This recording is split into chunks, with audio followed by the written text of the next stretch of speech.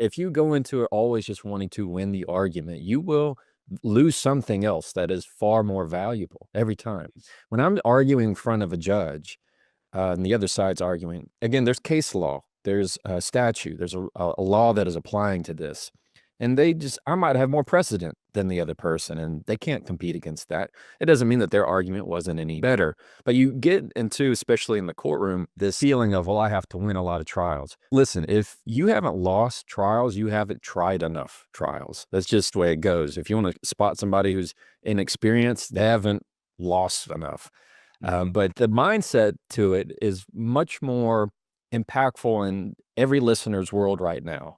That if you find that every book you read, every blog that you see is something that how to win every argument, it's is lying to you, because what you're going to do when you have that mentality is you're going to lose the relationship. You're going to lose their respect. They're going to close themselves off from you. You're going to be less approachable. You're going to lose quality of your reputation if all you seek to do is win every argument. Hmm.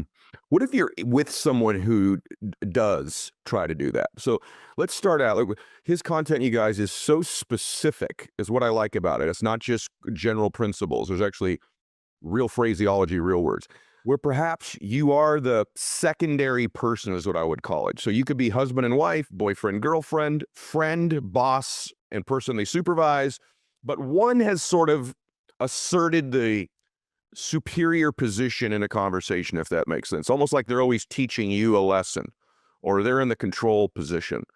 Is there a way to sort of, wrestle's the wrong word, but reestablish pecking order or at least equality in a conversation? You know what I mean when I say that? That you have the Yeah. people that in your life that talk to you as if they're the expert on everything. You're not. They're in charge. You're not. They're picking the restaurant. You're not. Is there a way when someone has that dynamic with you to change that dynamic? I started with one of the hard questions first because I think more people find themselves in visible pecking order conversations almost than maybe they realize. Let's split the dynamic too. Let's say if it's one-on-one, much harder, because this person has constructed their whole identity most likely to this facade. If it is, let's say you're in a meeting and that person's trying to establish the pecking order, the other people will change the dynamic for you. You don't have to push back. You just can't be pushed over. Let's say one-on-one with this conversation with somebody who feels like they're more dominant. Biggest thing you're going to do is just not be pushed over, meaning you're not going to continue to chase everything that they say. You're not going to push back because they're looking for that threat. We call it water off a duck's back, where anything that somebody says, you can just say, okay, noted. I got it.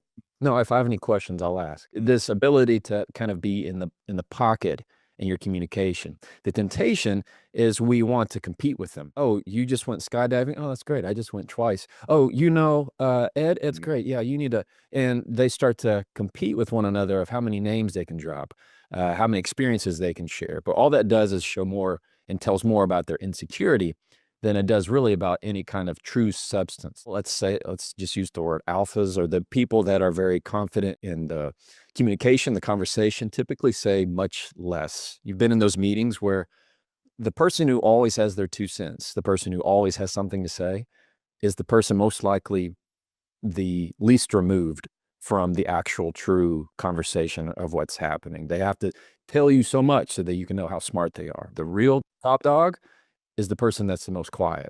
And when that person speaks, everybody's quiet and everybody listens. So insecurities are very loud. Confidence is very quiet. You said that about leaders too. It struck me where you said actually great leaders learn to say more with literally fewer words than the non-leader. You believe that's one of the traits of a great communicator, of a leader, correct? Correct. Good leaders respond in conversation. Great leaders leave room for conversation. So when there is this mentality that the leader has to say, "Oh, I'm captain of this ship and everybody should know it. Oh, who do you think you're talking to?" And they need to correct and drive traffic and go, go, go. The best leaders are ones that they don't have to prove everything. Insecure people feel like they have to prove. They have to say a whole lot just so you believe that they're smart.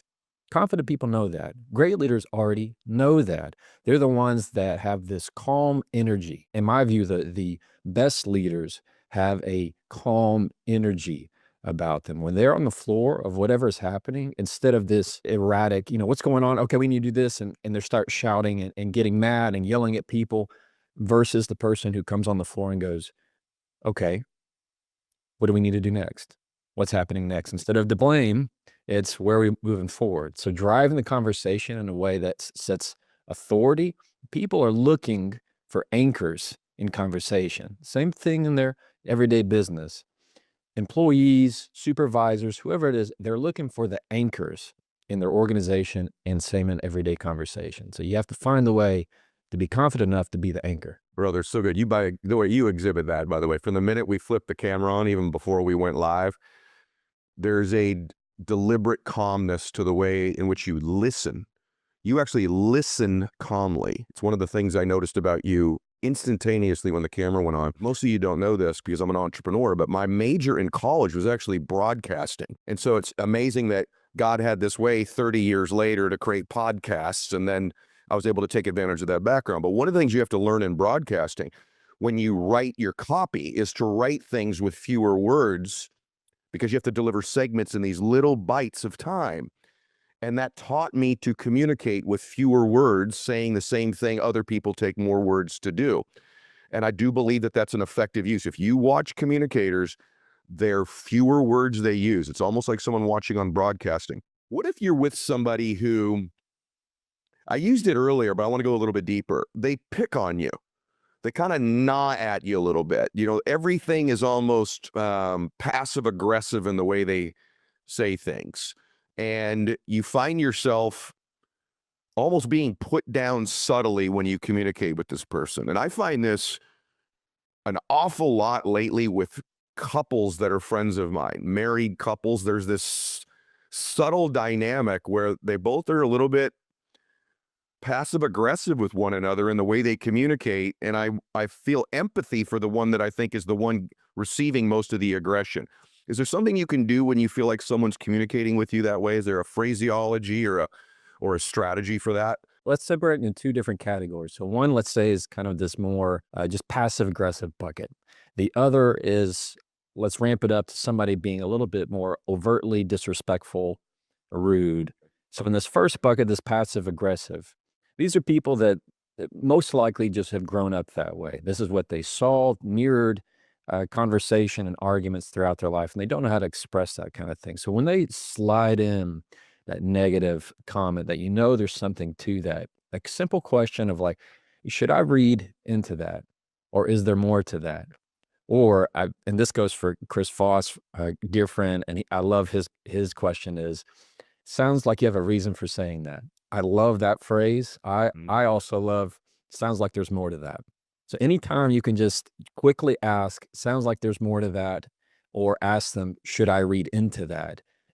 That tends to draw out the passive aggressiveness because they're not expecting you to kind of call them to the floor.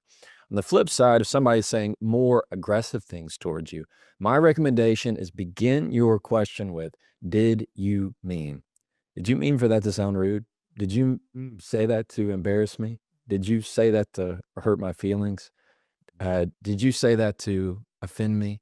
When you say, did you mean, it is twofold. One is giving them the grace of perhaps they said it in a way they did not mean, and it's going to allow them to fix it. Like, at least with me and my wife, if we're texting and something seems like it's off, instead of it saying, why are you being so short? What's wrong? Yeah, yeah. Ask the question, did you mean for that to sound short? Instantly, almost every time, it is like oh, no, sorry, I'm picking up the kids, or I was checking out the grocery store or getting gas. You get that K or okay, and you're like, oh, okay, I guess they hate me right now. All right, like I guess they're in a mood, and then you naturally get in a mood, and then you respond defensively, which causes them to respond offensively, and now you've convinced yourself you're under attack.